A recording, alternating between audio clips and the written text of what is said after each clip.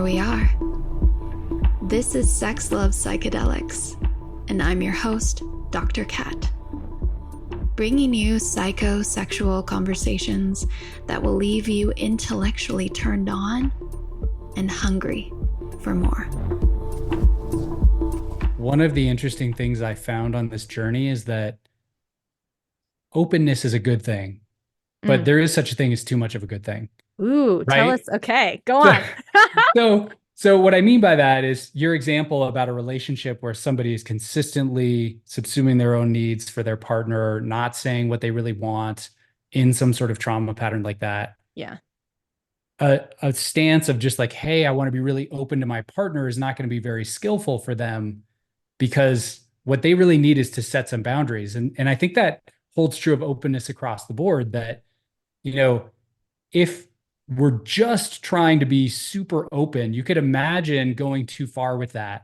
Mm-hmm. Like basically saying like, I'm not going to have any boundaries. I'm not going to lock my car. I'm not going to lock my house at night because I'm open, like I'm just going to let the world walk all over me. Yeah. And that is not at all what the game that I want to play anyway.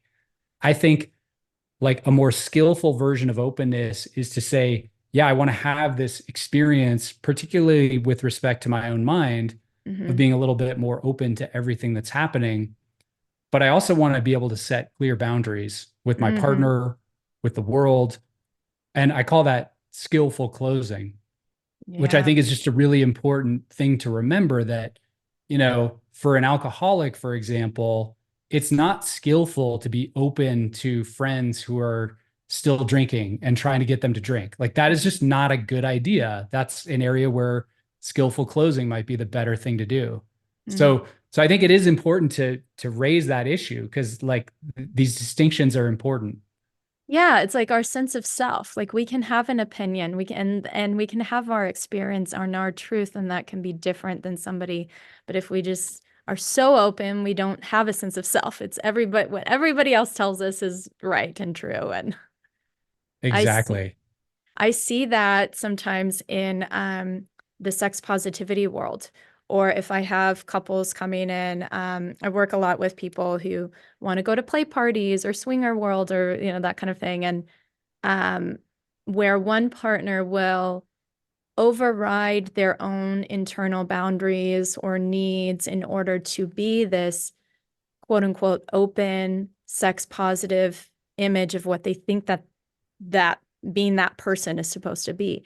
And it ends up causing a lot of challenge there, or even somatic pains and chronic pain too, because they're not allowing themselves permission to have a sense of self there. Yeah. And let my boundaries be okay. And it doesn't mean I'm not sex positive or open. It just means I'm honoring what's true for me. Yeah.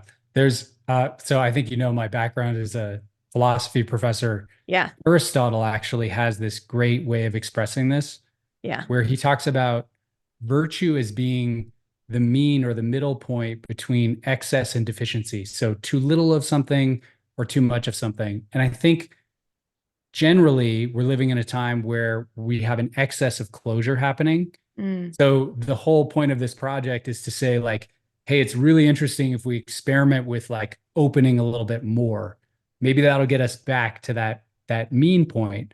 But as you say, some people, for whatever reason, they're already experiencing almost like excess openness. And for them, the opposite practice might be more skillful, to see what happens when they close a little bit more, when they distract themselves a little more, when they set more boundaries.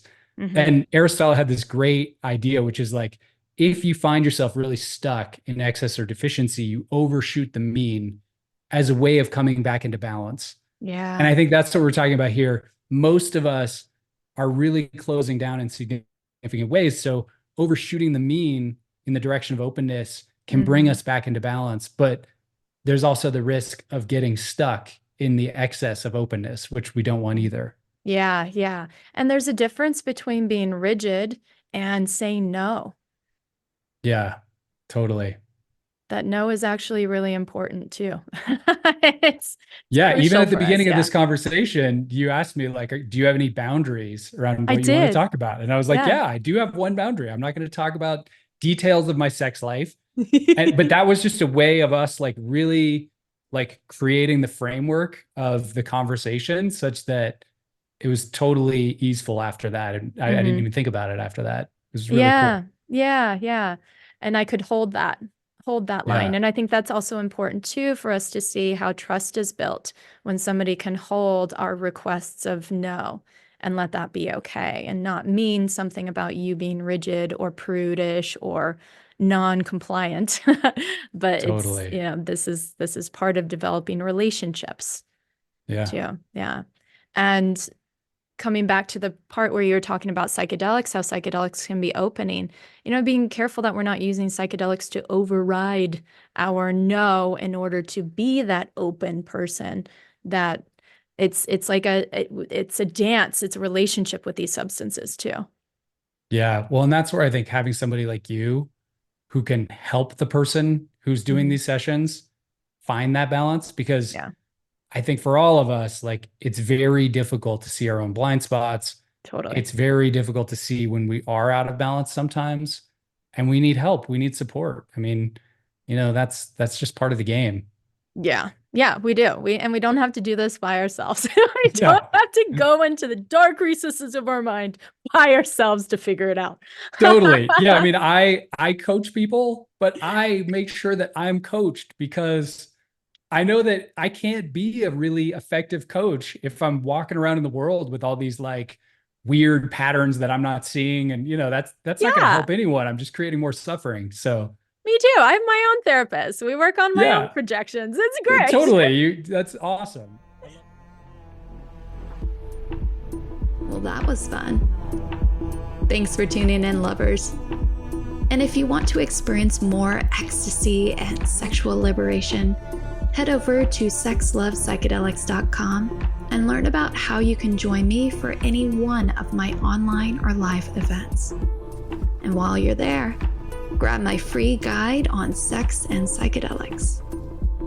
Remember, this podcast is for entertainment and educational purposes only. Please contact your healthcare provider and local law before pursuing any of the products or psychedelics discussed. And one final note here. I make this show specifically for you. If you're loving the show, then be sure to leave me a review in iTunes or Spotify to let me know. Happy to be here and happy to serve. I'll see you next time on Sex Love Psychedelics.